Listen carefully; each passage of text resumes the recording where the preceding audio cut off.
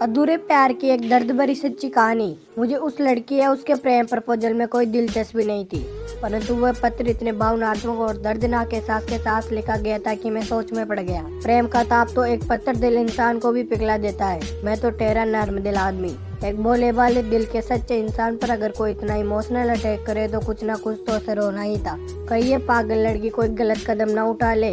इसलिए मैंने तय किया कि जब वह मिलेगी तो उससे बात करके उसे समझा दूंगा। अगले दिन शाम को मैं वापस आने के लिए तैयार हो रहा था, तभी एक लड़की ने मेरे हाथों में एक कागज का टुकड़ा थमा दिया। मैं पुराने घर पर जा रही हूँ, जाने से पहले मुझसे मिलकर जाएगा। पहली बार मैंने उसे गौर से देखा। सांवली सलोनी मासूम सूरत और गहरी काली आंखों वाली वह पागल लड़की अपनी आंखों में कई राज छुपाई हुई थी। मेरी बहन के ससुर ने कल ही मुझे अपना पुराना घर दिखाया था। शादी का माहौल था, इसलिए घर के सभी सदस्य नए वाले घर पर थे।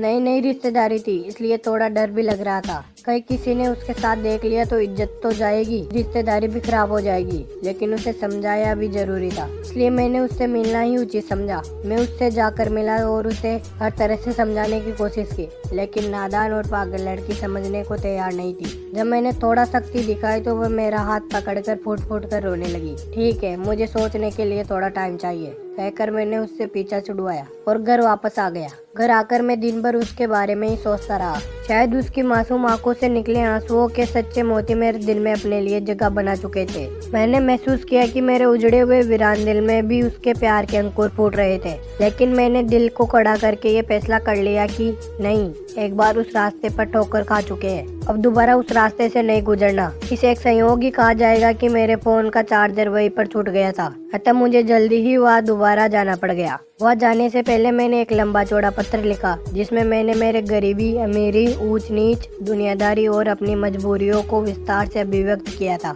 उसमें मैंने अपने पहले प्यार के बारे में भी जिक्र किया था। वहाँ पहुंचकर मैंने सबसे पहले मौका देखकर पत्र उसके हवाले किया और भोजन करने के बाद वह तुरंत निकलना चाहा, परंतु मेरी बहन उसके ससुराल वालों ने जिद करके मुझे रोक लिया। मम्मी पापा यानी मेरी बहन के सास ससुर मुझे अपने बेटे से भी ज्यादा प्यार करते थे, अतः मुझे मजबूरन रुकना ही पड़ा। दिन भर में मैं वहाँ रहा और शाम को लौट आया।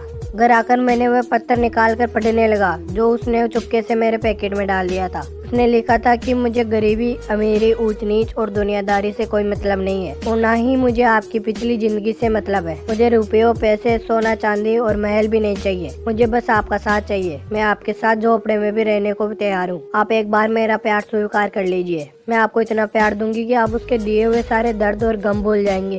उस समय में भी इतना अनुभवी और परिपक्व नहीं था कि सही निर्णय ले सकूं। अतः जिस उम्र में मुझे कैरियर बिल्ड करना चाहिए था, तरक्की और सफलता को अपना लक्ष्य बनाना चाहिए था, उस उम्र में मैंने दूसरी बार मोहब्बत को अपने जीवन का लक्ष्य बना लिया। और जो गलती मैंने की थी वही गलती आजकल के युवा पीढ़ी के ज्यादातर लड़के लड़कियां करते हैं। वे उन लोगों के प्यार भरी बातों में फिसल जाते हैं जिन्हें ना तो प्यार का मतलब पता है और ना ही दुनियादारी की समझ। फिर बाद में जब उन्हें धोखा या जुदाई मिलती है तो उसके गम में अपना अमूल्य जीवन बर्बाद करते हैं। इसलिए मैं आजकल के लड़कों और लड़कियों को यह संदेश देना चाहता हूँ कि किसी के चेहरे की सुंदरता पर मोहित होकर अथवा भावनाओं में बहकर प्यार मोहब्बत के चक्कर में ना पड़े। मैं ये नहीं कहता कि प्यार करना गलत है, इसलिए कोई किसी से प्यार न करे। मेरे कहने का अभिप्राय यह है कि प्यार बहुत ही पवित्र और ऊंची चीज है। प्यार का अर्थ लाखों में से कोई एक ही जानता है, इसलिए अगर प्यार हो ही जाए तो सबसे पहले प्यार का सही अर्थ समझ ले। आजकल जो प्यार के फूल खिल रहे हैं वो असली नहीं बल्कि कागज के फूल है। दोस्तों, अगर आपको वीडियो अच्छी लगी हो तो वीडियो को लाइक कर देना, और चैनल पर नए हो तो चैनल को सब्सक्राइब करके बेल आइकन प्रेस कर देना। Thank you for watching.